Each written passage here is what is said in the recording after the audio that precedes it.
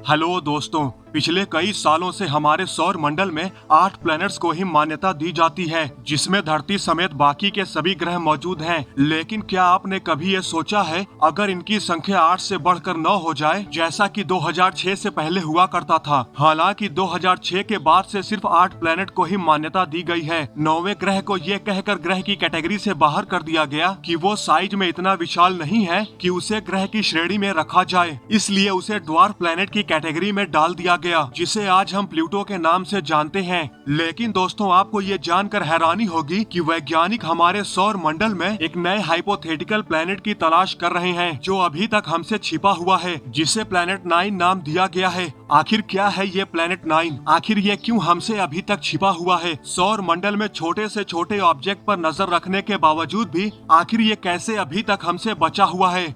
आज की इस वीडियो में हम इसी सवाल के जवाब को जानने की कोशिश करेंगे। तो चलिए शुरू करते हैं। दोस्तों, पिछले कई सालों से हम सौर मंडल में 8 ग्रह के बारे में ही पढ़ते आए हैं, जबकि 2006 से पहले इन ग्रहों की संख्या 9 हुआ करती थी। लेकिन 2006 के बाद इनकी संख्या घटाकर 8 कर दी गई। हालांकि इसका बिल्कुल ये मतलब नहीं है कि भविष्य में भी सौर मंडल में ग्रहों की संख्या 8 ही रहेगी। दरअसल पिछले कई सालों से वैज्ञानिक सौर मंडल में एक ऐसे ग्रह की तलाश कर रहे हैं जो अभी तक हमसे छिपा हुआ है, जिसकी मौजूदगी के कई सारे सबूत भी मिले हैं। हालांकि ये ग्रह सौर मंडल में किस जगह पर मौजूद है और इसकी रूपरेखा कैसी है, वो कैसा दिखता है, वो कैसे एक्ट करता है, उसका साइज क्या है, इस बारे में वैज्ञानिकों को कोई जानकारी नहीं है। इस संभावित 9वें ग्रह के बारे में वैज्ञानिकों को साल 2014 में पता चला था, जब उन्होंने नोटिस किया कि कोई अदृश्य ताकत या यूं कहें कि ग्रेविटी नेपच्यून ग्रह के ऑर्बिट को डिस्टर्ब कर रही है। ऐसे में शुरुआत में वैज्ञानिकों को ऐसा लगा कि शायद ड्वार्फ प्लैनेट प्लूटो की वजह से नेपच्यून की ऑर्बिट में दिक्कत आ रही है।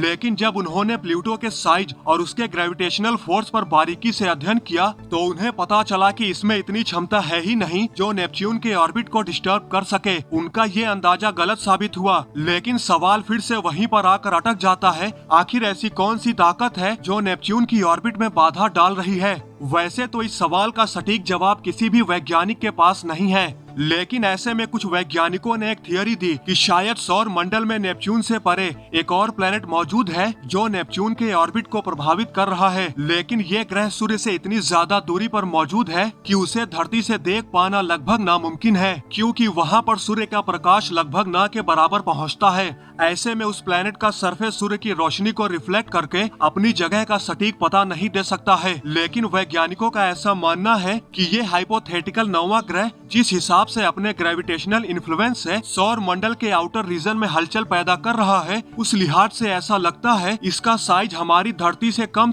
5 गुना तक बड़ा हो सकता है। जबकि इस प्लैनेट के जुपिटर, सैटर्न, यूरेनस और नेपच्यून की तरह गैसीय प्लैनेट होने की काफी ज्यादा संभावना है। ऐसे में सवाल ये खड़ा होता है कि प्लैनेट 9 अस्तित्व में कैसे आया, और अगर ये पहले से ही हमारे सौर मंडल में मौजूद है तो वैज्ञानिकों को इस बारे में कोई सटीक जानकारी क्यों नहीं है? इन सवालों के जवाब को लेकर वैज्ञानिकों के बीच अलग अलग जवाब मिलते हैं, जिसमें से तो कुछ वैज्ञानिकों का ये मानना है कि सूर्य से अत्यधिक दूरी होने की वजह से धरती से टेलीस्कोप की मदद से इस ग्रह को खोज पाना असंभव है, क्योंकि ये कोई लाइट रिफ्लेक्ट ही नहीं कर रहा। वहीं कुछ वैज्ञानिक तो ये भी मानते हैं कि प्लैनेट 9 पहले से हमारे सौर मंडल का हिस्सा नहीं था, बल्कि ये एक रोग प्लैनेट है, यानी एक खोया हुआ प्लैनेट है।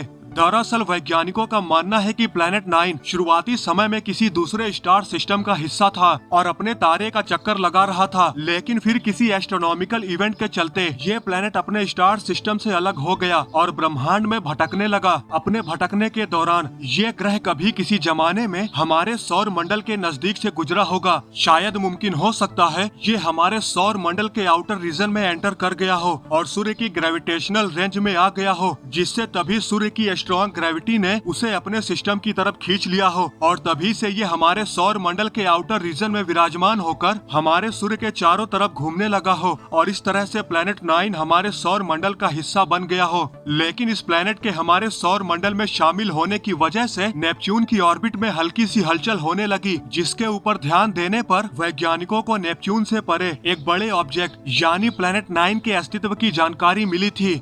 वहीं कुछ वैज्ञानिकों का मानना है कि सौर मंडल के दूसरे ग्रहों की तरह ही प्लैनेट 9 भी हमारे सौर मंडल में ही बनकर तैयार हुआ था। लेकिन सूर्य से काफी ज्यादा दूर होने की वजह से ये अंधकार में कहीं खो गया, जिस वजह से विभिन्न स्पेस मिशन के जरिए भी इस ग्रह को नहीं खोजा जा सका, जिसमें शायद वैज्ञानिकों और शोधकर्ताओं की भी गलती हो सकती है। क्योंकि 1846 में जब नेपच्यून ग्रह को खोजा गया था, उससे पहले नेपच्यून ग्रह भी लोगों के लिए एक पहेली बना हुआ था, क्योंकि उससे पहले हमारे सोलर सिस्टम का आखिरी प्लेनेट यूरेनस हुआ करता था। यूरेनस प्लेनेट को साल 1781 में डिस्कवर किया गया था, लेकिन इसके खोज के बाद से ही इसके ऑर्बिट में हलचल को नोटिस किया गया था। ये अपने ऑर्बिट में एक खास पॉइंट पर आकर डगमगाने लगता था। दुनिया भर के एस्ट्रोनॉमर्स इसे देखकर हैरान थे। वो हैरान इसलिए थे क्योंकि यूरेनस अपनी ऑर्बिट के दौरान जिस पॉइंट पर आकर उसमें हलचल हो रही थी, उसके आसपास उन्हें ऐसा कोई भी ऑब्जेक्ट नहीं दिख रहा था जो इसके लिए जिम्मेदार हो। लेकिन वो अर्बेन लेवेरियर ही थे जिन्होंने 1846 में मैथमेटिकली प्रूव करके नेपच्यून प्लेनेट को डिस्कवर किया था। दरअसल यूरेनस के अपने ऑर्बिट में हलचल को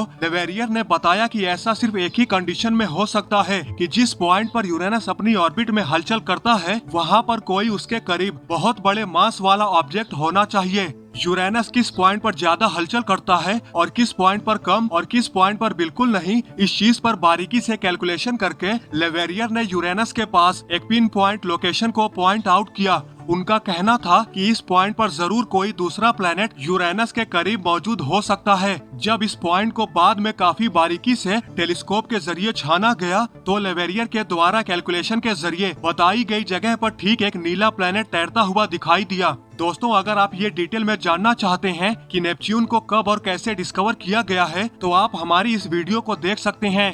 वेल दोस्तों, अब बढ़ते हैं अपने मेन टॉपिक की तरफ। तो दोस्तों, क्या ऐसा मुमकिन नहीं हो सकता कि जैसे नेपच्यून को डिस्कवर किया गया है, ठीक वैसे ही प्लेनेट 9 को भी डिस्कवर कर लिया जाए? वेल, शायद ये थोड़ा मुश्किल हो सकता है, क्योंकि वैज्ञानिक अभी तक प्लेनेट 9 की सटीक जगह का अंदाजा इसलिए नहीं लगा पाए हैं क्योंकि जहां हम नेपच्यून की बात करते हैं, वहां पर सूर्य की रोशनी थोड़ी बहुत पहुंचती है, जिससे नेपच्यून लाइट को रिफ्लेक्ट करता है, जिसकी वजह से नेपच्यून को खोजा जा सका। और नेपच्यून को खोजने के पीछे का सबसे मेन रीजन था यूरेनस की ऑर्बिट में हलचल, क्योंकि यूरेनस की ऑर्बिट एक खास पॉइंट पर आकर काफी ज्यादा ही डगमगाने लगती थी, जिस वजह से ये अंदाजा लगाना इतना मुश्किल भी नहीं था कि किस जगह पर भारी मास वाला ऑब्जेक्ट होना चाहिए। वहीं नेपच्यून की ऑर्बिट के साथ ऐसा नहीं है। नेपच्यून बहुत थोड़ा सा ही अपनी ऑर्बिट में डगमगाता है, जिससे ये अंदाजा लगाना काफी मुश्किल हो जाता है कि किस पोजीशन पर वो भारी मास वाला ऑब्जेक्ट होना चाहिए। और वो जगह सूर्य से इतनी दूर भी है कि वहाँ से कोई लाइट रिफ्लेक्ट ही नहीं होती, इसलिए इसका पता लगाना और भी मुश्किल हो जाता है।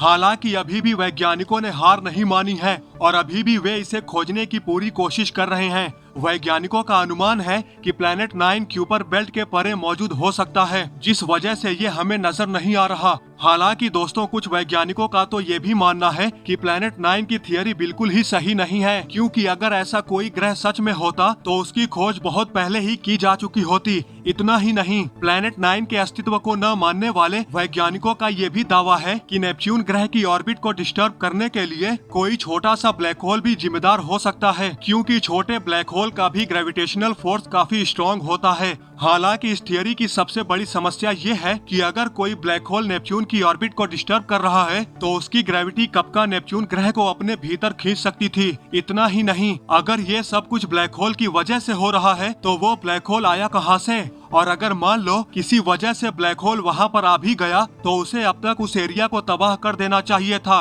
मतलब उस एरिया के सभी ऑब्जेक्ट को उसके द्वारा निकल जाना चाहिए था, जिससे उस ब्लैक होल का साइज भी तो अब तक बड़ा हो जाना चाहिए था और वो ब्लैक होल वैज्ञानिकों को साफ साफ दिखाई भी देने लगता। लेकिन वैज्ञानिकों को नेपच्यून की ऑर्बिट को प्रभावित करने के पीछे किसी ब्लैक होल की मौजूदगी के कोई भी सबूत नहीं मिलते हैं। हालांकि ये भी सच है कि अभी तक वैज्ञानिक 9वें ग्रह को भी दुनिया के सामने नहीं रख पाए हैं। ऐसे में अगर ये ग्रह सच में हमें मिल जाता है, तो सौर मंडल में ग्रहों की संख्या बढ़ने के साथ साथ उस ग्रह से जुड़ी दिलचस्प जानकारी भी मिल पाएगी।